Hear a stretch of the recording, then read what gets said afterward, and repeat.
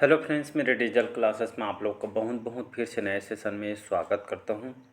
तो यहाँ पे जो है प्रयोगशाला परिचारक के लिए, ठीक है, साथ ही साथ रेलवे एनटीपीसी हो गया, एसएससी, पीएससी, हर कॉम्पिटिटिव पुलिस कांस्टेबल, हर एग्जाम में जो है साइंस का क्वेश्चन पूछा जाता है, ठीक है। जिसमें आपका देखेंगे प्रयोगशाला परिचालक में, जिसमें 60 नंबर से क्वेश्चन आपका फिजिक्स, केमिस्ट्री, बायो से जो है पूछा जाएगा। इसका वेटेज सबसे ज़्यादा है, ठीक है, 60 नंबर से पूछा जाएगा। बाकी जो है 40 नंबर से अन्य से पूछा जाएगा, ठीक है। तो इसी हिसाब से जो है सेशन को चलाया जा रहा है।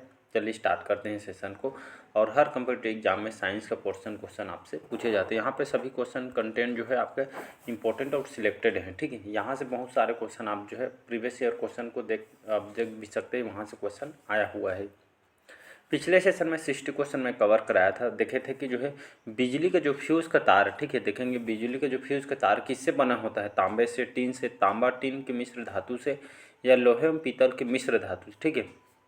तो बिजली के फ्यूज़ का जो तार ये आपका किससे बना होता है, तो याद रखिएगा तांबा और टीन के जो मिश्र धातु से ये आपका जो है फ्यूज का तार, जो बिजली में हम जो फ्यूज का प्रयोग करते हैं, ठीक, ये जो है किससे बना होता है, तांबा और टीन के मिश्र धातु से आपका बना होता है। इसका सी ऑप्शन जो है करेक्ट आंसर हो जाएगा। नेक्स्ट क्वेश्चन देखते हैं।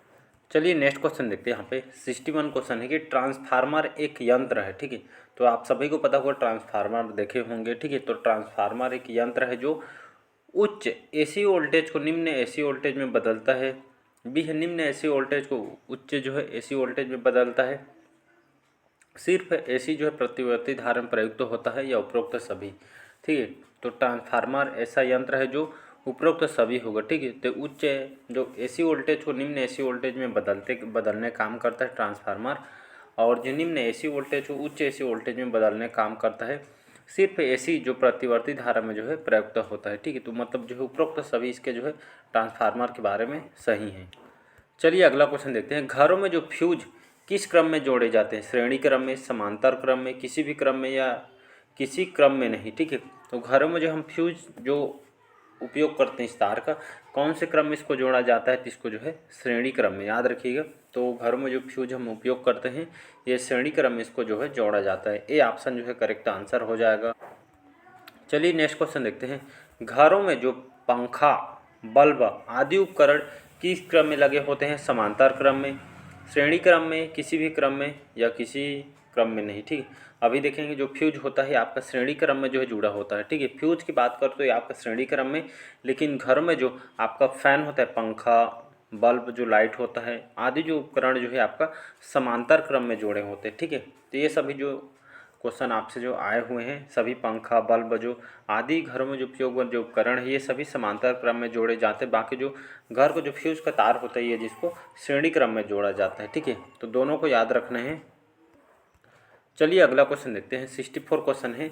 इन्वर्टर देखेंगे घर में आपका होगा, और ये जो इन्वर्टर है एक ऐसा यंत्र है जो एसी वोल्टेज को डीसी वोल्टेज में बदलता है, डीसी वोल्टेज को एसी वोल्टेज में बदलता है, सिर्फ डीसी वोल्टेज में प्रयुक्त किया जा सकता है, ठीक है। तो यहाँ पे इन्वर्टर इस मतलब यंत्र जो है आपका जो है डी ऑप्शन हो जाएगा। अ और ब दोनों करेक्ट आंसर हो जाएगा, ठीक है। तो एसी वोल्टेज को डीसी वोल्टेज में जो, ठीक है, ये बदलने काम करता है, और डीसी वोल्टेज को एसी वोल्टेज में जो है बदलने काम करता है इन्वर्टर, ठीक है। तो इसको आपको याद रखना है। एसी मतलब अल्टरनेटिव करंट, डीसी मतलब डायरेक्ट जो है करंट, ठीक है। तो इसको आपको याद रखना है। चलिए अगला क्वेश्चन देखते हैं। स्थायी चुंबक जिसको हम परमानेंट जो है मैग्नेट बोलते हैं, ठीक है। तो स्थायी चुंबक जो परमानेंट मैग्नेट बनाने के लिए प्रयोग किया जाता है, नर्म लोहा का, जर्मेनियम का, सिलिकॉन का, या इस्पात का, ठीक है। तो स्थायी चुंबक बनाने या परमानेंट मैग्नेट बनाने का प्रयोग किया जाता है आपका इस्पात का, ठीक है। तो स्थायी चुंबक बनाने के लिए जो है इस्पात का प्रयोग किया जाता है। इसमें डी ऑप्शन जो है करेक्ट आंसर हो जाएगा। चलिए अगला क्वेश्चन देखते हैं। क्वेश्चन 66 है कि विद्युत चुंबकीय जो प्रेरण सिद्धांत, जो प्रिंसिपल्स ऑफ इलेक्ट्रोमैग्नेटिक जो इंडक्शन जो है के प्रतिपादक कौन है, ओम, न्यूटन, फैराडे, या वोल्ट। तो इसका जो करेक्ट आंसर हो जाएगा आपका फैराडे होगा, ठीक है। तो विद्युत चुंबकीय जो प्रेरण का जो सिद्धांत है कौन से वैज्ञानिक ने दिया था, तो जो है माइकल फैराडे बोला जाता है इनको, ठीक है। तो आप फैराडे भी याद रख सकते हैं, ठीक है, फैराडे बस। तो माइकल फैराडे इन्होंने विद्युत चुंबकीय प्रेरण का सिद्धांत इन्होंने दिया था, माइकल फैराडे, ठीक है। इसका सी ऑप्शन जो है करेक्ट आंसर हो। चलिए अगला क्वेश्चन देखते हैं। स्वतंत्र रूप से जो लटका चुंबक किस दिशा में स्थित रहता है, ठीक है। तो ये आपका उत्तर से दक्षिण, पूर्व से पश्चिम, उत्तर से पूर्व या दक्षिण से पश्चिम, ठीक। तो स्वतंत्र रूप से लटका चुंबक किस दिशा में स्थित होता है, स्थित रहता है। ये आपका जो है उत्तर से लेकर, ये आपका उत्तर से लेकर दक्षिण में जो है आपका स्थित होता है, ठीक है। ये ऑप्शन हो जाएगा करेक्ट आंसर। चलिए नेक्स्ट क्वेश्चन देखते हैं। 68 क्वेश्चन है कि नाभिकीय रिएक्टर में जो मंदक न्यूक्लियर रिएक्टर जो मॉडरेटर के रूप में प्रयोग किया जाता है, भारी जल का, CFC की, या आपका हाइड्रोजन का या नाइट्रोजन का, ठीक। तो नाभिकीय रिएक्टर में जो मंदक के रूप में किसका प्रयोग किया जाता है, तो हैवी वाटर का, ठीक है। भारी जल का जो इसमें जो है प्रयोग किया नाभिकीय रिएक्टर में, ठीक है। तो इसका ए ऑप्शन हो जाएगा करेक्ट आंसर। अगला क्वेश्चन देखते हैं। चलिए अगला क्वेश्चन देखते हैं। नाभिकीय रिएक्टर में जो नियंत्रक जो न्यूक्लियर रिएक्टर कंट्रोलर के रूप में प्रयोग किया जाता है, बोरिक एसिड, कैडमियम की छड़ का, भारी जल का या CFC एक, ठीक। तो नाभिकीय रिएक्टर में जो नियंत्रक न्यूक्लियर जो रिएक्टर कंट्रोलर के रूप में प्रयोग किया जाता है आपका कैडमियम का छड़ का, ठीक है। कैडमियम छड़ का जो है नाभिकीय रिएक्टर में नियंत्रक के रूप में जो इसका प्रयोग किया जाता है, बी ऑप्शन हो जाएगा यहाँ पे करेक्ट। चलिए अगला क्वेश्चन देखते हैं। यहाँ पे विद्युत धारा, इलेक्ट्रिक करंट, ठीक है। विद्युत धारा को इलेक्ट्रिक करंट बोलते हैं। तो इलेक्ट्रिक करंट को मापने के लिए या विद्युत धारा को मापने के लिए प्रयुक्त या कौन से यंत्र का जो प्रयोग किया जाता है विद्युत धारा मापने के लिए जी? अमीटर का, वोल्ट मीटर का, एम्पियर का या ट्रांसफार्मर का, ठीक है। तो विद्युत धारा मापने के लिए जो है अमीटर का प्रयोग किया जाता है, ठीक है जी। इंपॉर्टेंट क्वेश्चन है। तो अमीटर का जो है इलेक्ट्रिक जो करंट होती है इसको मापने के लिए जो इस यंत्र का प्रयोग किया जाता है। अगला क्वेश्चन है 71 क्वेश्चन है कि विद्युत परिपथ में फ्यूज कार्य करता है विद्युत धारा कम या ज़्यादा करने के लिए, विभवांतर नियंत्रण के लिए, विद्युत परिपथ के रक्षा के लिए, उपरोक्त सभी। तो इसका जो करेक्ट आंसर हो जाएगा विद्युत परिपथ में फ्यूज का काम, जो घर में जो फ्यूज लगा होता है किसके लिए हम लगाते हैं जी, ठीक है। तो विद्युत परिपथ की रक्षा के लिए, ठीक है। मतलब कहीं से भी जो है आपका जो है जल न जाए वायर यहाँ से, इसलिए जो विद्युत परिपथ की मतलब जो है जो फ्यूज का जो है हम विद्युत परिपथ की रक्षा के लिए, ठीक है। तो इसका सी ऑप्शन जो है करेक्ट आंसर हो जाएगा। चलिए अगला क्वेश्चन है उगता एवं डूबता सूर्य लाल प्रतीक होता है, लाल रंग का प्रकीर्णन सबसे अधिक होता है, लाल रंग का प्रकीर्णन सबसे कम होता है, उगते एवं डूबते सूर्य का ताप सबसे अधिक होता है, उपरोक्त में से कोई नहीं, ठीक है। उगता और डूबता सूर्य, ठीक। मतलब जो सुबह हमारा सूर्य जो उगता है लेकिन शाम को जो है डूब जाता है, तो सूर्य देखेंगे आप लाल प्रतीक होता है, लाल दिखाई देता है। ऐसे क्यों होता है? तो ये खास करके जो है इसमें अगर देखेंगे इसका, तो इसमें जो लाल रंग होता है, ठीक है, जो रेड कलर होता है, लाल रंग का जो प्रकीर्णन सबसे कम होता है, इसीलिए जो है हमको जो है मतलब जो उगते समय और डूबते समय ये जो है लाल इसी कारण यहाँ पे हमको दिखाई देता है, ठीक है। लाल रंग का प्रकीर्णन जो प्रकीर्णन होता है सबसे कम होता है, इसी के कारण हमको दिखाई देता है।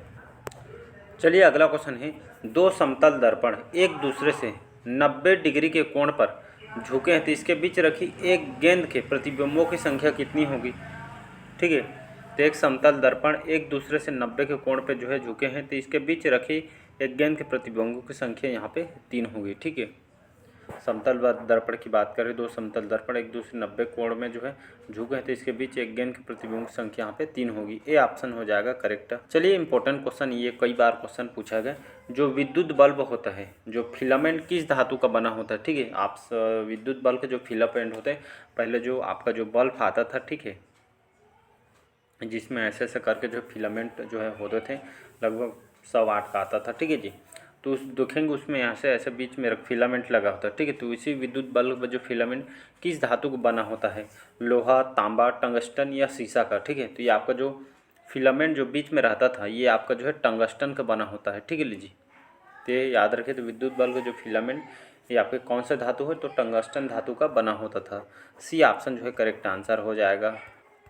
चलिए अगला क्वेश्चन है अधिक ऊंचाई पर चढ़ता हुआ व्यक्ति आगे की ओर क्यों झुक जाता है, थकान के कारण, गति बढ़ाने के स्थायित्व बढ़ाने के लिए या उपरोक्त सभी, ठीक है। तो अधिक ऊंचाई पर चढ़ता हुआ जो है व्यक्ति आगे की ओर क्यों झुक जाता है, तो ये जो है स्थायित्व बढ़ाने के लिए जो है ये जो है चढ़ता हुआ व्यक्ति आगे की ओर झुक जाता है। सी ऑप्शन जो है करेक्ट आंसर हो जाएगा।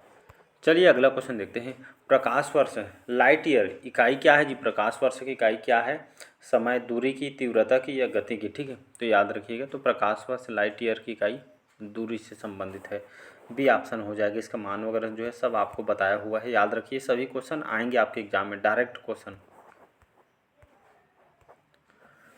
77 क्वेश्चन है, पानी से भरे गिलास में, ठीक है, पानी से भरे गिलास में एक बर्फ़ का टुकड़ा तैर रहा है, तो बर्फ़ के पिघल जाने पर पानी का तल बढ़ जाएगा, घट जाएगा, अपरिवर्तित रहेगा, पहले बढ़ेगा फिर घटेगा, ठीक है। तो पानी से भरे गिलास, ठीक है, एक बर्फ़ जैसे पानी वगैरह है आपके पास, ठीक है, तो पानी में आप छोटा सा टुकड़ा बर्फ़ डाल देंगे, टुकड़ा कोई भी है तो तैर रहा है, बर्फ़ पिघल जाने पर पानी का तल, ये कई बार क्वेश्चन पूछा, ठीक है, पानी का तल उसमें मतलब बढ़ के ऊपर आ जाएगा, मतलब या कम हो जाएगा, ठीक है। तो यहाँ पे अपरिवर्तित, मतलब इसमें कोई भी बदलाव नहीं होगा, ठीक है। क्वेश्चन घुमा के पूछता है हर बार, ठीक है।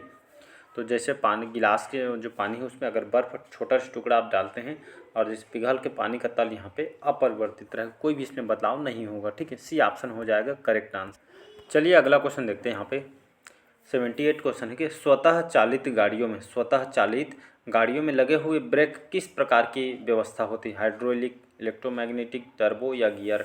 तो स्वतः चालित गाड़ियों में लगे हुए जो ब्रेक में किस प्रकार की व्यवस्था होती है, इसमें हाइड्रोलिक सिस्टम जो है इसमें जो है लगे होते हैं, ठीक है। तो इसका ये ऑप्शन हो जाएगा करेक्ट आंसर। फिजिक्स में अक्सर आप देखे होंगे अदिश और सदिश राशि पूछा जाता है, उसको भी कवर कर लेते हैं, ठीक है। अदिश राशियाँ जिसको स्केलर जो है क्वांटिटीज़ बोलते हैं, ठीक है। अदिश राशि मतलब ये परिभाषा देखेंगे कैसे परिभाषित करेंगे। अदिश राशियाँ मतलब जो है वे भौतिक राशियाँ जिनमें केवल परिणाम होता है, याद रखिए उसमें बस परिणाम होता है, तो वे भौतिक राशियाँ जिनमें केवल परिणाम होता है, दिशा नहीं होती, ठीक है। उसमें परिणाम होता है लेकिन दिशा नहीं होता है, ये इसको स्केलर या अदिश राशि बोलते हैं, ठीक है। तो याद रखिए भौतिक राशि जिनमें केवल परिणाम होते हैं लेकिन इसमें जो है दिशा नहीं होती है, ठीक है, इसको स्केलर या अदिश राशि बोलते हैं। अर्थात अदिश राशियाँ केवल जो है परिणाम दर्शाती है, न कि दिशा। तो इसको आपको याद रखना, ये हर बार क्वेश्चन यहाँ से पूछे जाते हैं। तो ये आपका अदिश राशि कहलाती है। इसके एग्जाम्पल अगर हम पूरा देखेंगे, ठीक है, ताकि एक बार में आपको याद हो जाए। जैसे एग्जाम्पल के लिए देखेंगे तो आपका लंबाई, दूरी हो गया, द्रव्यमान हो गया, समय हो गया, क्षेत्रफल हो गया, आयतन हो गया, कार्य, शक्ति, चाल, आवेश, दाब, ताप, विभव इत्यादि, ये सभी जो है आपका जो है अदिश राशि के जो है एग्जाम्पल है, ठीक है जी। तो ये सभी अदिश राशि के एग्जाम्पल, जैसे लंबाई एक बार रिवीजन कर लेते हैं। लंबाई हो गया, ठीक है, लंबाई, दूरी, द्रव्यमान, समय, क्षेत्रफल, आयतन, कार्य, शक्ति, चाल, आवेश, दाब, ताप, विभव इत्यादि सभी अदिश राशि एग्जाम्पल है। कैसे इसको जो है अगर समझेंगे, उदाहरण देखेंगे। यदि किसी टेबल की लंबाई कितना है, 7 मीटर, ठीक है, कोई टेबल है, ठीक है, जिसके जो है लंबाई 7 मीटर हो, तो वह जो यह लंबाई उस टेबल की केवल परिणाम बता रहे हैं, मतलब जो इसकी लंबाई 7 मीटर है, मतलब परिणाम बता रहे उस व्यक्ति को, मैं यह जो व्यक्त करती है कि लंबाई एक अदिश या स्केलर राशि होती है, ठीक है जी। मतलब ये कहने का मतलब टेबल की लंबाई बता रहे हैं, तो ये जो है परिणाम बता रहा कि इसकी लंबाई इतना है करके, ठीक है। तो इस तरह जो परिणाम बता रही थी, ये जो एक अदिश राशि है, ठीक है, लंबाई एक अदिश है, स्केलर राशि कहलाती है, ठीक है। वहीं दूसरा एग्जाम्पल अगर देखेंगे, यदि किसी वस्तु का द्रव्यमान, ठीक है, 5 किलोग्राम, कोई भी वस्तु का जो है द्रव्यमान 5 किलो है, ठीक है, 5 kg, ठीक है, और 5 किलोग्राम है, तो 5 किलोग्राम की मात्रा उस वस्तु के केवल परिणाम को जो दर्शाती है, दिशा को नहीं। अतः द्रव्यमान एक जो है अदिश राशि में, ठीक है, कोई भी द्रव्यमान 5 किलो है, तो कहने का मतलब ये है जो किलोग्राम की मात्रा बता रहा है, ठीक है, तो ये जो है परिणाम को जो दर्शा रही है, मतलब ये जो है 5 किलो का इसका वेट है, द्रव्यमान भी, ठीक है, किलोग्राम का ऐसा करके, तो ये जो आपका अदिश राशि हो जाएगा, ठीक है। ये केवल मतलब जो है परिणाम दर्शा रहे, न कि दिशा, ठीक है। तो इस तरह इसको आपको रिलेट करके याद रखना है। इसके बाद देखेंगे सदिश राशि।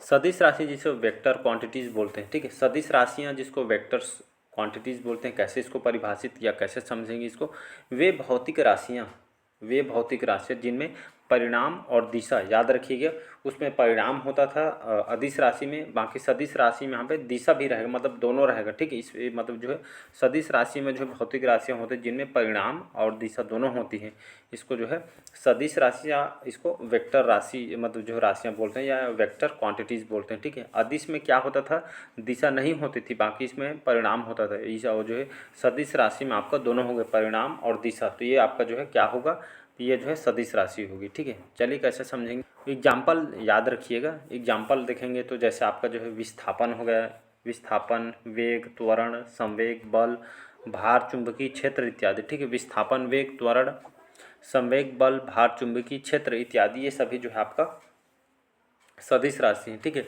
तो सदिश राशियों को व्यक्त करने हेतु निम्न 3 बिंदु आवश्यक होते हैं, ठीक है। आप कैसे समझना है इसके जो मेन 3 बिंदु है, चलिए हम देखते हैं।